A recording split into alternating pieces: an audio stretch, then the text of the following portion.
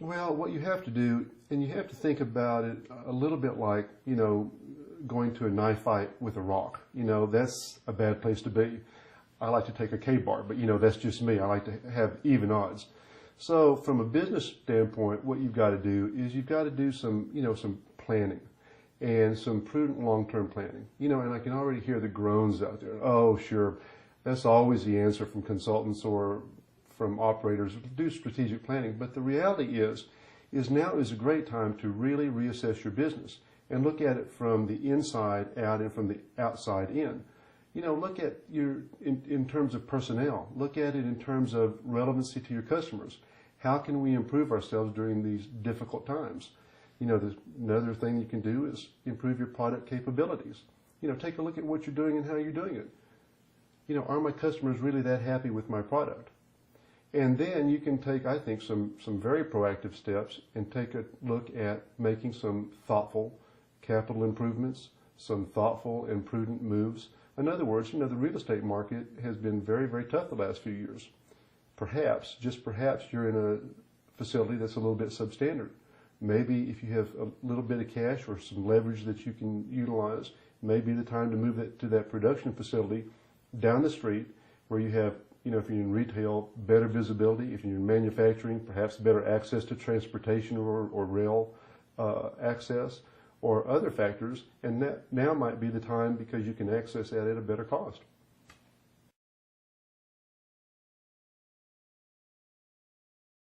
Well, one thing you can do is you can look inside out and outside in. And it's pretty simple. Both the CEO, his management team, the production line supervisors, all of your supervisory group for that matter, can look at their entire teams and start grading them from A, B, C to D. The talent pool out there is enormous. While the unemployment rate is something around 7.5%, the real unemployment rate is more like 14% when you count the people who aren't in the labor pool, who aren't looking or maybe self-employed or, underemployed at this point. And, just perhaps there are, unfortunately employees who've perhaps been there a long time, perhaps they haven't kept up their technological skills, perhaps they just have a bad attitude, or perhaps they've just been floating along.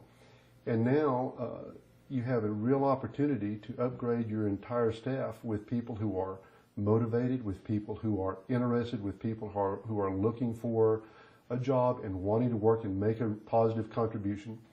And while it's always difficult to let someone go and to make those types of changes, it would not be thoughtful or prudent, wouldn't be prudent to not take that into consideration to try to overall improve your organization.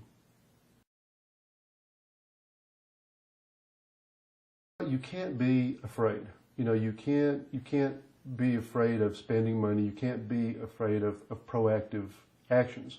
Look, business. This is a business cycle, and if you asked, let's say Kodak, which is now in bankruptcy and is probably going away, well, gee, do you think you should have considered moving to digital cameras long before you did? The answer would probably be yes. Or what about Montgomery Ward?